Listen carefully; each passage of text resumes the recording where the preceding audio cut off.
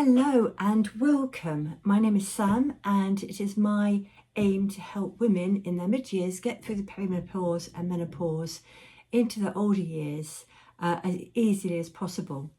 And one of the things I want to talk about, which I have spoken about before, is hot flushes and how we can tackle them. So this often crops up as our hormones start to fluctuate, and particularly as estrogen starts to drop. But there's also evidence to show that hot flushes might be a little bit more of a serious warning for other things that could be occurring, particularly if your hot flushes are very regular and quite severe. So I just want to mention that today before I get into some of the tips, the easy things we can do to help alleviate it. So it's the vasomotor system, which is the vascular system of the body. It can go into spasms and that can create these hot flushes and the sweats that we can experience. And this has been related to metabolic dysfunction, and that could be anything to do with insulin resistance, obesity, just that general kind of dysfunction that goes on, but also cardiovascular disease and also lower bone density. So these are things that we see that do occur in our sort of menopausal years and with age. But you know, the hot flushes, as there's a relationship there, shouldn't be dismissed as being normal. Yes, they're regular, but they could do with some more investigation. So if you are experiencing severe hot flushes, I would recommend that you don't just accept it as part of menopause. Go and get checked out. Have a bit of a chat with the doctor. Because they could talk to you about HRT, which I can't talk to you about. I'm not a doctor, I'm a nutritional therapist. So have a word with them, get checked out to make sure there's nothing else going on. But keeping that in mind as well, that hot flushes are a symptom, an indication of an imbalance. So one of the things I was looking at, it's paper, vasomotor symptoms in menopause, findings from a study of women's health across the nation. And this was published in 2011, I think. Yes, 2011. And basically having a look at the risk factors, and they've looked into all sorts. But the key risks they've come up with are low education. They haven't really gone into why that is, but it seems to be related to low education. And I suspect that's probably then related to choices that are made, maybe without the knowledge to appreciate how it can affect insulin resistance, for instance. That, you know, high sugar foods, high sugar carbohydrate foods can increase risk of insulin resistance and therefore dysfunction, which, you know, is the metabolic dysfunction leading to weight gain and other problems with the mind as well, you know, our brain activity. So that was one key risk. Smoking was another, which we all know that smoking is an issue. I think we all know that it's a very high risk activity, but its relationship to hot flushes and perhaps it's not quite as well known. I'm pretty sure it's pretty well known, but it did occur to me that perhaps a lot of people don't realise that. So smoking, we all know what we have to do with that. And then negative mood was the other one. So I did know stress relationship to increased levels of hot flushes or hot flashes, depending on where you are in the world. That can be really quite significant. So they call it negative effect, actually they call it, but it's negative mood. So it includes things like anxiety and depression, and even perceived stress. Now, perceived stress is really important. If you think it's stressful, your body will respond in the stress response. So it doesn't matter whether it's a real stress, as in a real danger, like a lion running towards you, or whether you think the lion behind the glass might get you, you know, if you're at one of those zoos. Your body doesn't know the difference between what could happen and what you perceive could happen. And sometimes our perception, we can think something's happening when in fact it isn't. I can give you a good example. I had a lovely, I've got two bowls, one which was my grandmother's, and one which was given to me as a present, or given to my husband and myself as a present when we got married, which has got quite a jagged edge. When we moved house and I was unpacking and I felt this jagged edge, and I thought my grandmother's bowl was broken, and I was distraught until I opened it and found out it wasn't that bowl at all. It was perceived stress. I went into a stress response over something that I thought had happened and it hadn't. So that's what I'm explaining, talking about there. This is Luna. She loves to get involved, and I'm going to sit here, she likes to get on my lap, so which she might actually take over. So what do we do about it? Well, as you know, for me, this is about quick, easy things that you can do. It's not going to solve it, but it's things that could hopefully alleviate. So the stress is quite a large one. So bedtime, poor sleep comes into this as well. If you have poor sleep, that affects it. So these are kind of very closely related. But if you're not getting enough sleep, enough rest, your stress levels can heighten. So looking at your bedtime routine, see if you can go to bed a little earlier. And if you can stop eating a couple of hours before, so you're not digesting food, that creates heat in the body at night. So if you can do those two things as one little thing, just try and get to bed a little bit earlier, even if it's 15 minutes, even if it's 10 minutes earlier with your evening meal.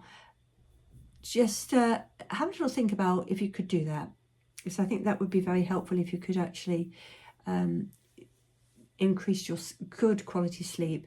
And if you do eat late, try and eat a little bit earlier, and do what I did, which is I swapped my evening meal with my lunch, so I have my large meal in the middle of the day to enable me to digest my food before bed, because I really am very short of time in the evening.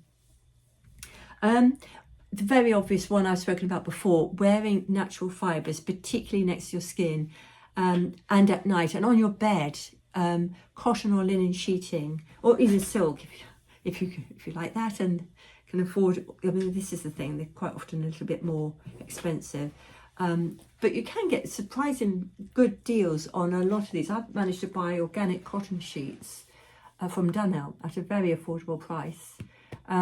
But yes, so your sheeting, if you can make it natural fibres, polyester tends to not allow you to regulate your temperature so well, but natural fibres do allow that. So next to your skin, cotton, silk, linen, wool, cashmere, all the natural fibres. I know they can be itchy, so wear maybe a cotton t-shirt underneath a woolen jumper. But I find, I've got cashmere on at the moment and wool, and a cashmere modal mix thermal vest, just so you know everything. And I find this is quite a cool cottage that I live in with the babies, and I find it great. I wrap up when I go for a walk. I make sure I've got layers on, and if you wear layers, you can take them off if you find yourself getting a little bit warm. So that I'd recommend natural fibres, particularly in the bed, wearing it next to your skin, and during the day next to your skin as well. My third one is avoid some of the triggers. So some of the main triggers are spicy food, alcohol. So if you're a regular red wine drinker particularly, try and reduce that. Measure it, see how it works for you. Because there's different triggers for everybody. Coffee's labelled as a trigger, but it can also help us detox and help regulate different levels. So, but in moderation and quality. But for some people, coffee can really make them have worse symptoms of hot sweats. Some people, tea can be quite cooling, which is quite nice. I like sage tea. I don't get hot sweats. I've only probably had half a dozen going through the perimenopause. But picking up some fresh sage from the supermarket, wash it, put a couple of leaves in your mug and pour on boiled water that's stood for a little while, so it's not going to damage all the compounds in the sage, and that can be very useful to people.